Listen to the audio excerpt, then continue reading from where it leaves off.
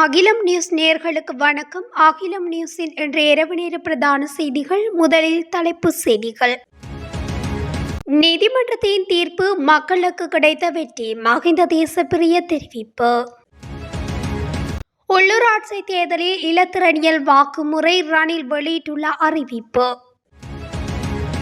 ரத்து செய்யப்படும் சாரதி அனுமதி பத்திரங்கள் தொடர்பில் முக்கிய அறிவிப்பு. 10 வயது சிறுவனை சித்திரவதைக்குட்படுத்திய கொடூர தாய். திடீரென உயிரிழந்த ஜனாதிபதி வேட்பாளர் பெயர் பட்டியல் தொடர்பில் வெளியான அறிவிப்பு. 2 சுற்றுலா படகுகள் நேருக்கு நேர் மோதி இருவர் மாயம். உயிரை பறிக்கும் கொடிய நோய், பொதுமக்களுக்கு விடுக்கப்பட்டுள்ள எச்சரிக்கை. போலீசாரின் கடமைகளுக்கு இடையூறு விளைவித்தவருக்கு நேர்ந்த கதி தொடர்பான விரிவான செய்திகள். தேர்தல் ஒன்றை பிற்போடுவது தவறான செயல் என நீதிமன்றம் அங்கீகரித்தமை மக்களுக்கு கிடைத்த வெற்றி என உள்ளூராட்சி மன்றங்களுக்கான எல்லை நிர்ணய தேசிய குழுவின் தலைவர் மஹிந்த தேசப்பிரிய தெரிவித்துள்ளார். அனுராதபுரத்தில் வைத்து கருத்து தெரிவித்த போதே அவர் இதனை குறிப்பிட்டுள்ளார். இதன்படி ஜனாதிபதி தேர்தலின் பின்னர் மாகாண சபை தேர்தல் நடத்தப்படும் என நம்புவதாகவும் தேசப்பிரிய தெரிவித்துள்ளார். எந்த ஒரு தேர்தலையும் நடத்தாமல் அல்லது ஒத்திவைப்பதன் ஊடாக மக்களின் உரிமைகள் மீறப்படுவதாக உயர் நீதிமன்றம் இதற்கு முன்பு பலமுறை தீர்ப்பளித்துள்ள நிலையில் இந்த தீர்ப்பு தொடர்பில் ஆச்சரியப்படுவதற்கு ஒன்றுமில்லை. நீதி வழங்கப்பட்டுள்ளதாகவே நான் காண்கின்றேன். ஆனால் மிகவும் தாமதம். இதன்படி ஜனாதிபதி தேர்தல் முடிந்தவுடன் இந்த ஆண்டு இந்த வாக்கெடுப்பை நடத்த ஆணைக்குழு நடவடிக்கை எடுக்கும் என்றும் நாங்கள் நம்புகிறோம் என தேசப்பிரிய தெரிவித்துள்ளார். இலங்கையின் எதிர்வரும் உள்ளூராட்சி மன்ற தேர்தலில் இலத்திரனியல் வாக்குமுறையை பயன்படுத்த உள்ளதாக ஜனாதிபதி ரணில் விக்ரமசிங்க தெரிவித்துள்ளார். நாட்டின் எதிர்காலத்தை குறியீடாக்குதல் எனும் தகவல் தொழில்நுட்ப வல்லுநர்களுக்கான சந்திப்பு நேற்று பத்திரமுல்லையில் இடம்பெற்றது. இதன்போது தேர்தலுக்காக அரசாங்கம் பாரியதொரு நிதியினை செலவு செய்கின்றது. உங்கள் தலைமையின் கீழ் இலத்திரனியல் வாக்குமுறையினை அறிமுகப்படுத்த முடியாதா என தொழில்நுட்ப வல்லுநர் ஒருவர் கேள்வி எழுப்பியிருந்தார். இதற்கு பதிலளித்த ஜனாதிபதி அதனை நடைமுறைப்படுத்த வேண்டும். முன்னாள் நீதியரசர் டெப் இனது தலைமையில் இதற்காக ஆணைக்குழு ஒன்று நிறுவினோம். முதலில் நாம் அதனை உள்ளூராட்சி மன்ற தேர்தலில் பரிசீலனை செய்து பார்ப்போம். பின்னர் தேசிய தேர்தல்களில் அதனை நடைமுறைப்படுத்துவோம் என ஜனாதிபதி தெரிவித்துள்ளமை குறிப்பிடத்தக்கது. 2009 ஆண்டுக்கு முன்னர் சாரதிகள் பெற்ற சாரதி அனுமதி பத்திரங்களை எதிர்வரும் 3 மாதங்களுக்குள் ரத்து செய்ய மோட்டார் வாகன திணைக்களம் தயாராகி வருவதாக வெளியான செய்தி தொடர்பிலான உண்மைகளை திணைக்களம் தெளிவுபடுத்தியுள்ளது. நேற்று இடம்பெற்ற ஊடகவியலாளர் சந்திப்பில் அந்த திணைக்களத்தின் ஆணையாளர் நாயகம் நிசாந்த அனுருத்த வீரசிங்க இதனை தெரிவித்துள்ளார். அதன்படி அவ்வாறான சாரதி அனுமதி பத்திரத்தை ரத்து செய்வது தொடர்பில் மோட்டார் வாகன திணைக்களமோ அல்லது அரசாங்கமோ கொள்கை தீர்மானம் எடுக்கவில்லை.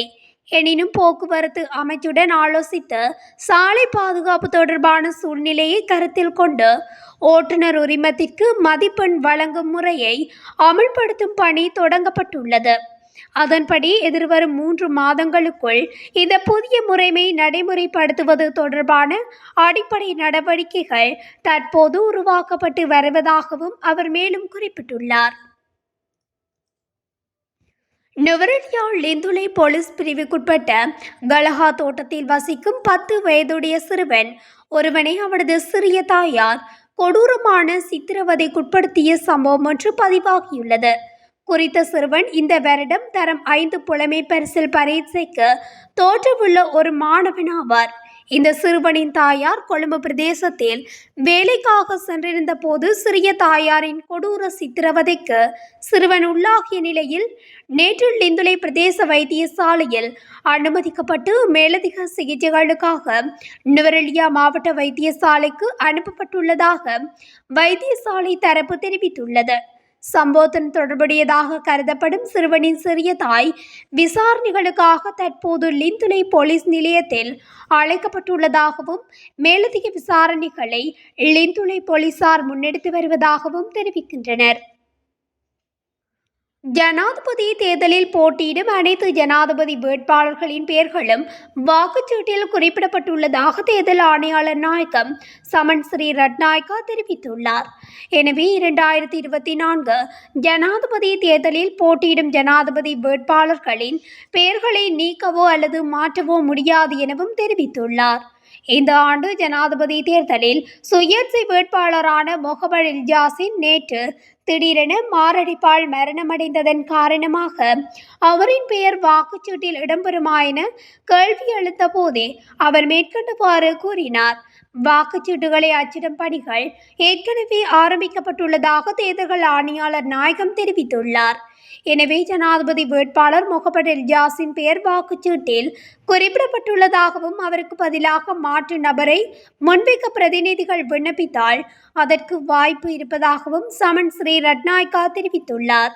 முன்னதாக ஜனாதிபதி வேட்பாளராக முன்னிறுத்தப்பட்ட காமினி திசாநாயக்க குண்டு தாக்குதலில் உயிரிழந்ததை அடுத்து அவருக்கு பதிலாக அவரது மனைவி ஸ்ரீமா திசாநாயக்க முன்னிலைப்படுத்தப்பட்டதாக தேர்தல் ஆணையாளர் நாயகம் சமன் ஸ்ரீ ரட்நாயக்கா சுட்டிக்காட்டியிருந்தார்.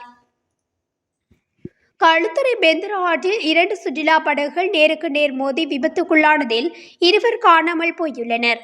அளுட்கமுவில் உள்ள சுற்றுலா விடுதியில் ஒன்றில் இருந்து ஆட்களை ஏற்றிச் சென்ற படகும் பெந்தர காவல்துறை பிரிவுக்குட்பட்ட சுற்றுலா படகு ஒன்றுமே இவ்வாறு மோதி விபத்துக்குள்ளாகியுள்ளன. பெந்தர சுற்றுலா விடுதியொன்றில் இருந்த 2 விபத்தில் காணாமல் போயுள்ளதாக தெரிவிக்கப்படுகின்றது. அவர்கள் தொடர்பில் இதுவரை அடையாளம் காணப்படவில்லை என காவல்துறையினர் தெரிவித்துள்ளனர்.